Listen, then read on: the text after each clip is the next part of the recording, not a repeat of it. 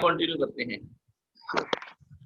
Trigonometric functions exercise 3.1 and 3.1 question number second question first part. First question we have already done. Now the second question first part. Question is find the degree measure corresponding to the following radian measure. Angle radian में given है, उसको degree में convert करना है. Angle is 11/16 radian. This angle is given in radian. We have to convert it in degree. जब भी radian को degree में कन्वर्ट करना है, you will multiply the angle with 180 upon pi. अगर एंगल रेडियन में गिवन है और उसको डिग्री में कन्वर्ट करना है तो 180 degree upon pi multiply with it. Okay, बिल्कुल इजी है याद रखना. अगर रेडियन में कन्वर्ट करना है तो पाई ऊपर आएगा. पाई जो है वो रेडियन में होता है. अगर डिग्री में गिवन है और उसको रेडियन में कन्वर्ट करना है तो मल्टीप्लाई किससे करना है? पाई बाई 180 से, क्योंकि पाई रेडियन के लिए यूज होता है. रेडियन को ऊपर रखेंगे तो रेडियन में कन्वर्ट हो जाएगा. और अगर रेडियन में गिवन है उसको डिग्री में कन्वर्ट करना है तो 180 अपॉन पाई से मल्टीप्लाई करेंगे, क्योंकि डिग्री में कन्वर्ट करना तो डिग्री को ऊपर रखेंगे तो एंगल डिग्री में कन्वर्ट हो जाएगा. अभी ये रेडियन में गिवन है, इसको हम कन्वर्ट करेंगे डिग्री में. So it will B 11/16 multiply by 180 upon pi. It will be in degree. ये एंगल डिग्री में बन जाएगा. अब का वैल्यू पाई, पाई की वैल्यू पुट करते हैं. 11/16 multiply 180 upon pi. Pi is 22/7. 7 numerator में चला जाएगा. 11 से 22 कैंसिल 2. 2 से 180 cancel 90. So we get 90 into 7 upon 16. अभी और कैंसिल होगा. 2 से ये कैंसिल 8 और 2 से ये 45. We got it is 7 multiply 45. कितना हो जाएगा? 7 into 5 35 3 28 and 315 315 upon 8. This is in degree. But degree angle को आप फ्रैक्शन में नहीं छोड़ोगे. अगर आपका आंसर डिग्री में है आप इसको फ्रैक्शन में मत छोड़ो, इसको और आगे कैलकुलेट करो. कैसे? 315 डिवाइड बाय 8. 8 से डिवाइड करो कितना होगा ये? 315 डिवाइड बाय 8. 8 3 जा 24 बचेगा 7 5. 8 9 जा 72. 39 डिग्री एंड कितना बचता है? 3/8 बचता है. Okay, 39 and 3/8. अब इस 3/8 को आप मिनट में कन्वर्ट करो. 1 डिग्री किसके इक्वल होता है? 60 मिनट. कल बताया था आपको. अब ये 3/8 डिग्री है तो मल्टीप्लाई 60 कर दोगे. It will be in minute. तो ये आपका पार्ट जो है ये मिनट में कन्वर्ट हो जाएगा. So the angle is 39 degree and अब इसको कैंसिल कर लो. कैंसिल होता है तो 4 से ये कैंसिल हो जाएगा 2 पे. 4 से ये 15 मल्टीप्लाई 3 45/2 मिनट. और 45/2 का मतलब कितना हो जाएगा? 45/2 इट विल बी 22.5. ये बनेगा. सो 22.5 22 मिनट कंप्लीट. उसके बाद क्या बचता है? हाफ मिनट बचता है. अब इस मिनट को फिर से आगे 60 से मल्टीप्लाई कर देते हैं, सेकंड में कन्वर्ट हो जाएगा. Multiply by 60. It is in second now. Double dash represents seconds. Okay. Angle measurement degree के बाद मिनट, मिनट के बाद सेकंड. जैसे कि हमारे पास होता है रुपया, रुपये के बाद पैसा होता है. ठीक है. किलोमीटर, किलोमीटर से नीचे मीटर, मीटर से सेंटीमीटर, ऐसे होता है ना. इसी तरह डिग्री, डिग्री से मिनट, मिनट से सेकंड. अब ये पार्ट सेकंड में कन्वर्ट होता है. So we got 39 degree 30 second 22 minutes and 30 seconds. This angle is this. 30 second. So degree में कन्वर्जन किया हो जाएगी सेकंड में. 11/16 रेडियन था, इसको डिग्री में कन्वर्ट किया. This is the degree conversion of the given angle. So radian angle को डिग्री में अगर कन्वर्ट करना है, we will multiply it with 180 upon pi and then put up the value of pi 22/7. Now simplify it. Fraction में अगर आता है तो आप इसको फ्रैक्शन में नहीं छोड़ोगे, जितना कैलकुलेट कर सकते हो करते जाओ.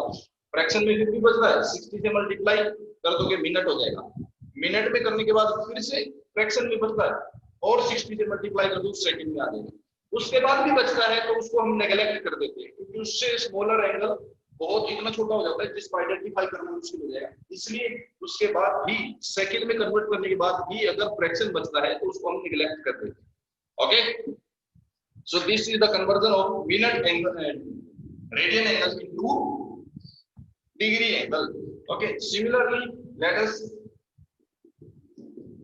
to the question number fourth part, 7 pi by 6. It is more simpler. We have to convert it. This is the angle in radian. Radian के लिए कई बार c लिखा होता है, कई बार it is mentioned as c. ठीक है. This also represents the radian angle. ये radian को represent करता है.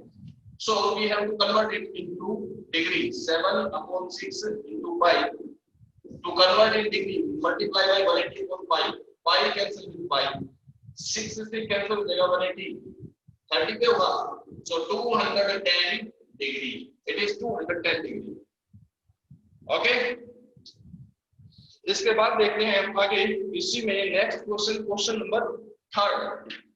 क्वेश्चन नंबर थर्ड है आर्क एंगल रिलेशनशिप. कल आपको बताया था किसी भी सर्कल के लिए अगर हम एक आर्क ड्रॉ करते हैं तो उसमें आर्क को सेंटर के ऊपर जो एंगल बनता है, जैसे कि हम 10th क्लास में करते थे sector of a circle, sector draw करते थे ना, उस सेक्टर में उसकी जो आर्क होती है और उसकी जो रेडियस होती है उसका सेंट्रल एंगल, उसके बीच क्या रिलेशनशिप है. Late us suppose this is a circle, let the radius is r and let this is the arc length of L. Let it makes an angle theta at the center. Then the relationship is M is equal to R multiply theta.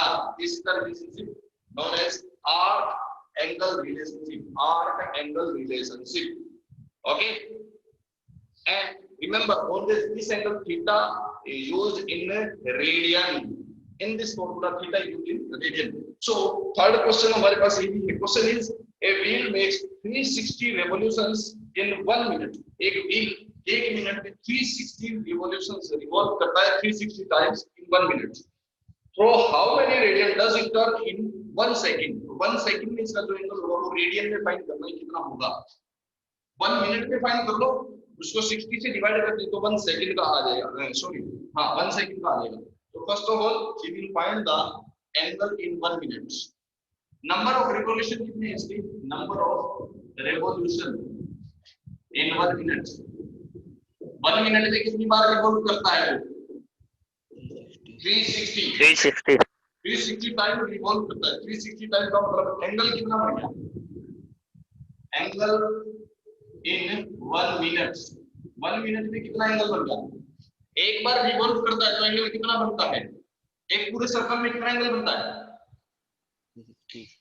360 degree बनता है ना एक पूरे circle में. Yes sir. पूरा complete circle होता है तो एंगल 360 बनता है. लेकिन हमारे पास जो आर्क एंगल रिलेशनशिप है इसमें एंगल थीटा जो है वो रेडियन में होना चाहिए. तो पहले इसको रेडियन में कन्वर्ट करो. पाई बाय 180 से करेंगे तो कितना हो गया? 2, यानी कि 2 पाई. यानी कि 1 मिनट में जो एंगल है वो 360 डिग्री को हम 2 पाई भी कह सकते हैं. So angle in 1 minute is 2 pi. Angle in 1 minute is 2 pi. Multiply 360. एक रेवोल्यूशन में 2 पाई का एंगल है तो 360 रेवोल्यूशन में कितना हो जाएगा? 2 pi multiply 360. This is the angle in 1 minute. So angle in 1 second क्या हो जाएगा? 1 second. 1 second में कितना एंगल होगा? Divide by 60. It is 360 into 2 pi. एक मिनट में एंगल इतना है तो एक सेकंड में क्या होगा? 60 से डिवाइड कर देंगे. So it is cancelled with 6, 12 pi radian. This is the angle in 1 second. 1 second में सेंटर पे ये एंगल बनेगा. ठीक है. नंबर ऑफ रिवॉल्यूशन 360 है. सिंगल रिवॉल्यूशन में कितना एंगल होता है? 2 pi. तो 1 मिनट में कितने रिवॉल्यूशन? 360, यानी कि 360 रिवॉल्यूशन में एंगल बन गया ये. This is the angle in 1 minute. 360 revolution का मतलब 1 मिनट में जो एंगल होगा 360 रेवोल्यूशन में ये एंगल है. 1 रेवोल्यूशन में 2 पाई होता है तो 360 मल्टीप्लाई बाय 260. 1 मिनट में ये एंगल होगा. अब इसको 1 सेकंड में निकालना है तो 60 से डिवाइड कर देंगे. नेक्स्ट है question 4. Find the degree measure of the angle subtended at the centre of circle. Radius 100 centimetre bye an arc of length 22. Radius कितनी तरह की इसमें? 100 सेंटीमीटर और आर्क लेंथ कितनी है? 22. Radius is 100 centimetre and arc length is 22. Find the angle at the centre in degree में find करना है. चलो हम फार्मूले के हेल्प से पहले रेडियन में निकालते हैं. Arc length L is 22 centimetre. Radius of the circle R is 100 centimetre. Then the angle theta L is equal to कितना होता है r इनटू थीटा। यहां से थीटा फाइंड करेंगे तो L upon r it is 22 upon 100। This angle is in radian, ये angle radian में है, बट क्वेश्चन में पूछा है डिग्री में क्या होगा। सो रेडियन को डिग्री में कन्वर्ट करने के लिए क्या करेंगे, what will we do to convert in degree, 180 upon pi से मल्टीप्लाई करेंगे, it will be converted into degree.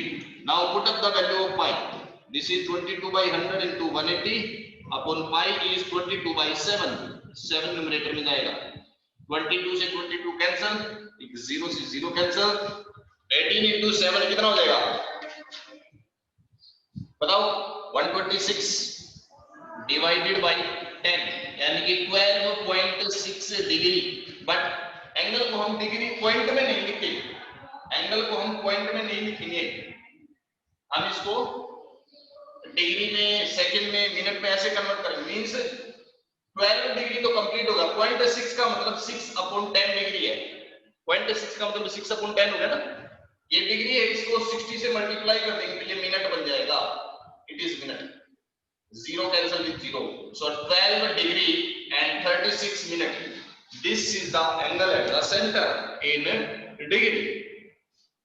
एक सर्कल जिसकी रेडियस 100 सेंटीमीटर है और एक आर्क ड्रॉ की गई जिसकी लेंथ 22 है, तो उसके सेंटर पे कितनी डिग्री एंगल होगा ये पूछा गया था। Angle at the centre in degree, angle at the centre is theta, we know that relation r L is equal to r into theta, यहां से थीटा की value L upon r, put up the value of L and R, so we find value of theta which is in radian, यहां से radian आती है।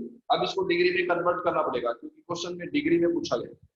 Question number 5 से मैं image circle of diameter 40 है, सर्कल जिसका diameter 40 है तो रेडियस कितनी हो जाएगी, रेडियस 40 हो जाएगी। क्वेश्चन नंबर 5 सॉरी डायमीटर 40 है तो radius 20 centimetre, radius is 20, the length of chord is 20 centimeter, this is the circle whose radius is 20 and the length of chord, a chord is drawn whose length is also 20, radius भी 20 है और chord length भी 20 है। find the length of minor arc of the chord, minor arc इसकी length find करनी है हमें, we have to find this L find करनी है। L find करने के लिए अपने पास क्या होना चाहिए, R और थीटा की वैल्यू पता होनी चाहिए। रेडियस तो क्वेश्चन में गिवन है 20 centimetre, we need angle at the centre theta. क्या सोच के बता सकते हो क्या होगा theta, can you think about theta, what is the angle, 60 degree, yes, right, 60 degree, because it is clear that all the three sides of triangle are 20 equal, it is equilateral triangle और equilateral triangle पे angle कितना बनता है 60 degree, here theta is equals to 60 degree, but फॉर्मूले में जो theta use होता है वो रेडियन में होता है, so convert it into radian, multiply by pi upon 180, it is cancelled with the 3, so we get pi by 3 is theta, हमारे पास रेडियस है थीटा है, we can find the arc length, r into theta, r की value रखो, theta की value रखो और theta की में पाई की वैल्यू 22/7 पुट अप कर दोगे, that will be your answer. या आप पाई की वैल्यू पाई छोड़ दो तो भी ठीक है, कोई दिक्कत नहीं है। हाँ अगर क्वेश्चन में पूछा हो कि थीटा डिग्री में निकालना है तब वैल्यू पुट करनी जरूरी होती है, यहाँ आप छोड़ सकते हो। क्वेश्चन 6 से देखो, if the two circles of arc of same length, दो सर्कल है दोनों की आर्क ऑफ लेंथ इक्वल है, subtend an angle 60 degree and 75 degree, दो different circle, one is this circle and let us suppose the second circle is bigger, okay, दोनों की arc length same है, एक की आर्क लेंथ यहां से लेकर यहां तक, late us suppose it is 5 centimetre और सेकंड में जो आर्क लेंथ है वो भी 5 सेंटीमीटर, लेट अस सपोज, हमने मान लिया एक्चुअली 5 गिवन नहीं है, सिर्फ कितना लिखा है कि इक्वल है। Angle at the centre are given as 60 and 75, एक में एंगल 75 है एक में 60 है, this is 60 degree and this is 75 degree. Question is find ratio of their radius, radius का रेशियो निकालना है, given that arc length are equal, let this is L, this is also L, okay, let equal arc length, let equal arc length is equal to L1 मान लो या L मान लो, no problem. θ1 first circle में θ1 कितना अपने पास, एक को L1 मान लिया, एक को L2, बट L1 और L2 इक्वल है दोनों, ओके। L1 और L2 हमने मान लिया, these are equal, so θ1 कितना है 75 degree, and what is θ2 which is 60 degree. Degree को रेडियन में कन्वर्ट करो, pi by 180, this is multiply by pi by 180। अब रेडियस का रेशियो निकालना, Vinod, be given that L1 equal to L2, put up the identity, L1 R1 into θ1 equals to R2 into θ2, बस θ1 θ2 की value तब कर दो, R1 R2 का रेशियो आ जाएगा, बिल्कुल सिंपल है, सिर्फ वैल्यू पुटअप कर दिए, रेशियो इजीली आ जाएगा। After that we are coming to the next question. The question is 7th question, find the angle in a radian through which a pendulum swings if its length is 75। Pendulum इस तरह से चलता है, ये मान लो centre है, यहां से इस तरह से पेंडुलम चलता है, मींस इसको कंप्लीट करने पर एक सर्कल बनेगा। पेंडुलम की length means radius of circle 75 centimetre है, and the tip describes an arc length, इसकी जो टिप है वो आर्क लेंथ बनाती है कितनी, 10 सेंटीमीटर। थीटा निकालना बिल्कुल इजी है, एल और आर गिवन है, 3 पार्ट है, तीनों में यही है। नेक्स्ट देखो क्वेश्चन नंबर, बस यही था इसमें, सेकंड एक्सरसाइज में आते हैं अब 3.2, एक्सरसाइज 3.2। इसमें आपकी 10th क्लास की जो नॉलेज है उसका काफी यूज होगा। क्वाड्रेंट सिस्टम मैंने कल बता दिया था आपको, कौन से क्वाड्रेंट में क्या चीज पॉजिटिव है और क्या चीज नेगेटिव, एक तो उसका यूज होगा और बाकी आपकी 10th क्लास की नॉलेज का यूज होगा। क्वेश्चन फर्स्ट करते हैं हम, क्वाड्रेंट सिस्टम एक बार फिर से रिपीट करूं या करना काफी, हाँ कर दो सर, आगे कर दो सर, करें या क्वाड्रेंट सिस्टम रिपीट करें, बोलो रिपीट कर दो सर। रिपीट कर दो सर। स्पीडली एक बार क्वाड्रेंट सिस्टम को रिपीट कर देता हूं क्योंकि काफी इंपॉर्टेंट है quadrant. Yes sir. We are given this is a quadrant, these are the 4 quadrants। अगर ये एक सर्कल बना जाए तो उसके 4 पार्ट होंगे, ये 90 90 90 90 4 पार्ट बन गए। तो फर्स्ट जो एंगल होगा वो 0 से 90 डिग्री होगा, this angle is 0 degree to 90 degree. First quadrant angle होता है वो 0 डिग्री से 90 डिग्री होता है। We can represent it by simply theta और in the form of 90 minus theta. इस क्वाड्रेंट के एंगल को हम सिर्फ थीटा या 90 माइनस थीटा की फॉर्म में रिप्रेजेंट कर सकते हैं। In the second quadrant, angles lie between 90 degree to 180 degree, and angle in this quadrant can be represented as 90 plus theta or 180 minus theta. They can be represented as 90 plus theta or 180 minus theta. क्योंकि ये line 180 degree है, 180 से पीछे होगा तो 180 minus होगा ना, second quadrant में तो 180 से पीछे है, means 180 minus. In the third quadrant, angles lie between 180 degree to 270 degree, इसके बीच में होंगे, and generally it can be represented as 180 plus theta or 270 minus theta. Similarly, in the fourth quadrant, angles lies between 270 degree to 360 degree, and this can be represented as 270 plus theta or 360 minus theta or simply minus theta. Angle can be represented in this form. Okay. In the first quadrant, all the trigonometric ratios are positive. Sin theta, cos theta, tan theta, secant, cosecant, cot सभी positive होते हैं. All trigonometric function ratios are positive. All positive. In the second quadrant, sin theta and its reciprocal, that is cosecant theta, these two terms are positive, these two ratios are positive, remaining are negative. In the third quadrant, tangent theta and its reciprocal, which is cot theta, these two trigonometric ratios are positive, remaining are negative. And in the fourth quadrant, cos theta and its reciprocal secant theta, these two trigonometric ratios are positive and the remaining are negative. Okay, we can remember it with the help of the word add sugar to tea, add sugar to coffee, add sugar to coffee. Add A means all positive. In the first quadrant, all positive. S means sine and its reciprocal cosecant. In the second quadrant, sine and cosecant. T means tangent. In the third quadrant, tangent and reciprocal cotangent positive. In the fourth quadrant, cos. C means cos and reciprocal secant. Cos का reciprocal secant ये positive होते हैं. बाकी सारे functions, बाकी सारे trigonometric ratios negative होते हैं. ओके, जब भी हमारे पास ट्रिग्नोमेट्रिक रेशियो के केस में 90 या 270 के साथ प्लस या माइनस कोई होता है तो उसकी वैल्यू हम फाइंड करने के लिए ट्रिग्नोमेट्रिक रेशियो को कन्वर्ट करते हैं. साइन कन्वर्ट होगा, साइन थीटा कन्वर्ट होगा कोस थीटा में, और कोस थीटा कन्वर्ट होगा साइन थीटा में. सेकेंड थीटा कन्वर्ट होगा कोसिकेंट में, और कोसिकेंट थीटा कन्वर्ट होगा सीकेंट में. टेंजेंट थीटा कन्वर्ट होगा कोट में, और कोट थीटा कन्वर्ट होगा टेंजेंट में. If we have the angle in the form of 90 plus और 90 माइनस, सिमिलरली 270 प्लस और 270 minus, if the angle is in this form, then these trigonometric ratios will be converted.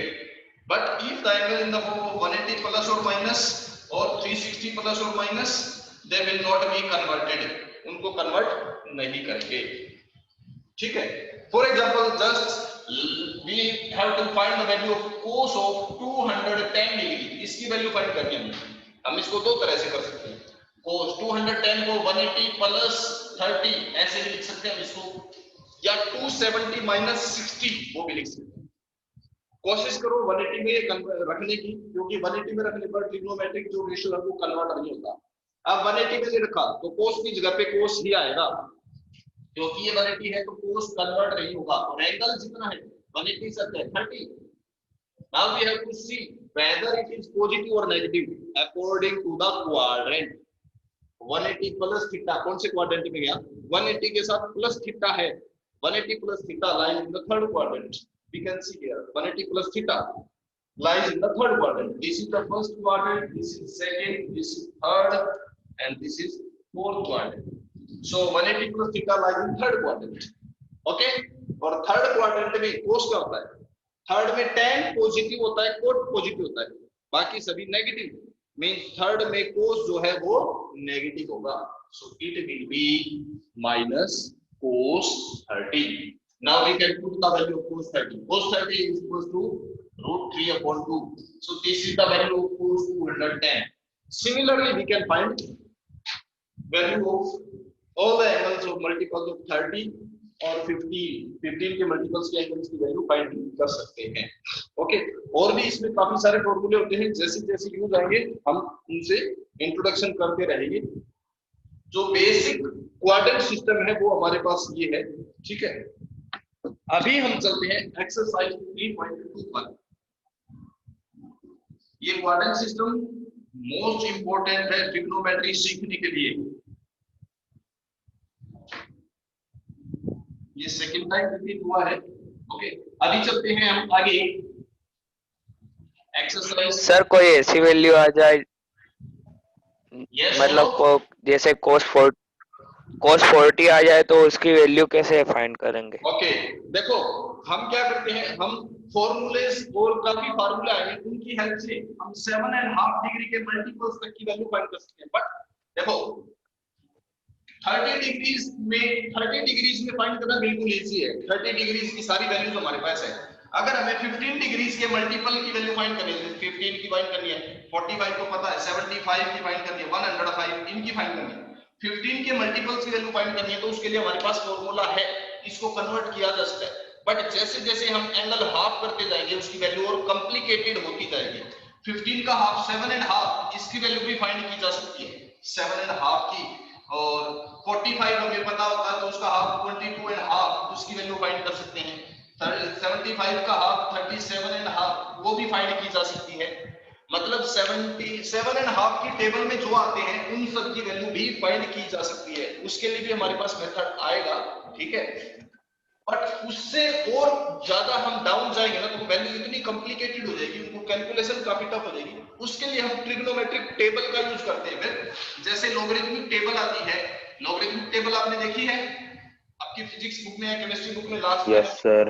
Log table. Yes sir. जैसे logarithmic table देखिए होती है वैसे ही trigonometric table है, उसका हम यूज कर सकते हैं। और अगर फाइंड करने 18 के मल्टीपल्स का भी हम एंगल फाइंड कर सकते हैं, 18 मल्टीपल्स, उसके लिए भी हमारे पास फॉर्मूले हैं, वो भी फाइंड किए जा सकते हैं। बट मान लो आपको 10 डिग्री फाइंड करना है तो आपको ट्रिग्नोमेट्रिक टेबल का यूज करना पड़ेगा। 18 के मल्टीपल्स का भी हमारे पास है, 7.5 के मल्टीपल्स के लिए भी है। बट जैसे जैसे हम एंगल ज्यादा ऑर्डर लेते जाएंगे, ज्यादा ऑड वंस लेते जाएंगे, ज्यादा टिपिकल लेते जाएंगे, तो उसकी वैल्यू और डिफिकल्ट होती जाएगी कैलकुलेट करके फाइंड करना। तब उस केस में हम ट्रिग्नोमेट्रिक टेबल यूज करते हैं। तो बेटर है हमारे पास 30 मल्टीपल्स, 30 के मल्टीपल्स को फाइंड करना बिल्कुल इजी है। 15 के मल्टीपल्स को भी फाइंड कर सकते हैं, बट उससे ज्यादा डाउन जाएंगे तो हमें ट्रिग्नोमेट्रिक टेबल यूज करनी पड़ेगी। ओके, चलो अभी हमारे पास एक्चुअली जो सिचुएशन प्रेजेंट है उसको डिस्कस करते हैं। ट्रिग्नोमेट्रिक टेबल को कैसे देखना अगर जरूरत पड़ती है तो वो भी मैं आपको बता दूंगा कि कैसे उसको देखना है, क्योंकि उसको देखने का एक पर्टिकुलर मेथड होता है, ऐसे उसमें वैल्यू नहीं मिलती, तो वो कैसे देखी जाती है वो भी आपको बता दूंगा मैं। अभी आते हैं exercise 3.2। Question number first, question is find the value of other 5 trigonometric functions. बाकी पांचों ट्रिग्नोमेट्रिक फंक्शंस की वैल्यू निकालनी है, जिसमें एक वैल्यू गिवन है, cos of x is given as -12 where x is written in the third quadrant, x in third quadrant। अगर x angle third quadrant में हो तो हमें बाकी पांचों ट्रिग्नोमेट्रिक फंक्शन निकालने हैं, क्या होंगे, जबकि एक ट्रिग्नोमेट्रिक फंक्शन हमें पता है ये है, बाकी पांचों निकालने हैं। अब कैसे निकालेंगे? आप या तो ट्रायंगल की हेल्प से कर सकते हो, ट्रायंगल की हेल्प से, जैसे आप 10th क्लास में करते थे। cos थीटा क्या होता है? What is cos of theta? It is base upon hypotenuse, यही होता है ना। अगर हम कंपेयर करते हैं, बेस कितना था 1, so we can written as 1k and hypotenuse is 2, it can be written as 2k। But in the perpendicular, let this is theta, ये यहां पे थीटा है, तो परपेंडिकुलर क्या होगा? By Pythagoras theorem, perpendicular is equal to hypotenuse square minus base square under the root, it is 3k square under the root means root 3k, ये आ जाएगा। तो यहां से हमने परपेंडिकुलर की वैल्यू निकाली root 3k। Now we can easily find out sine of x। Sine theta क्या होता है? Perpendicular upon hypotenuse means root 3k upon 2k, k cancel with k, but remember one thing, x lies in third quadrant, in third quadrant what is sin x? sin positive है या negative है? Third quadrant में अभी quadrant बनाया था, अगर याद है तो बताओ। नेगेटिव। नेगेटिव, बिल्कुल सही, so it will B negative. So value of sin x is minus of root 3 upon 2। Similarly, we can find tan x। Tangent क्या होता है? Perpendicular upon base, root 3k upon k, k cancel with k। But in the third quadrant what is tangent, positive और negative? Positive. Positive. Tangent of x is root 3, this is positive root 3। Similarly, we can find all the 5 trigonometric functions। निकाल सकते हो easily इसी तरह से, ठीक है। अगर आपको एक ट्रिग्नोमेट्रिक फंक्शन की वैल्यू दे रखी है तो आप ट्रायंगल की हेल्प से उसकी तीसरी चीज फाइंड कर सकते हो, परपेंडिकुलर, बेस और हाइपोटेन्यूज, तीनों चीजें होती है, तीन में से दो चीजें यहां मिल जाएंगी हमें, तीसरी चीज हम यहां से फाइंड कर सकते हैं। अब आप with the help of quadrant बाकी सभी ट्रिग्नोमेट्रिक फंक्शंस को फाइंड कर सकते हो। सेकंड क्वेश्चन इसमें ऐसे है, sin x 3/5 है, सेकंड क्वाड्रेंट में है तो बाकी चीजें निकालनी है आपको। थर्ड क्वेश्चन में cot x 3/4 दे रखा है, बिल्कुल सिंपल है, सेम मेथड से, ठीक है। एक तो ये है, या फिर आपको कन्वर्ट करनी पड़ेगी, एक तो ये मेथड है with the help of triangle you can find, और second one is you have to convert. Second method क्या है, इनको आप कन्वर्ट कर लो, कन्वर्ट करने के लिए आपको सारे आइडेंटिटीज पता होनी चाहिए। जैसे कि इसी क्वेश्चन में देखते हैं, या मैं आपको करा देता हूं इसी का third question, cot x is 3/4, cot x is given as 3/4 where x is in the third quadrant, x in third quadrant में given है, बाकी सभी निकालने हैं।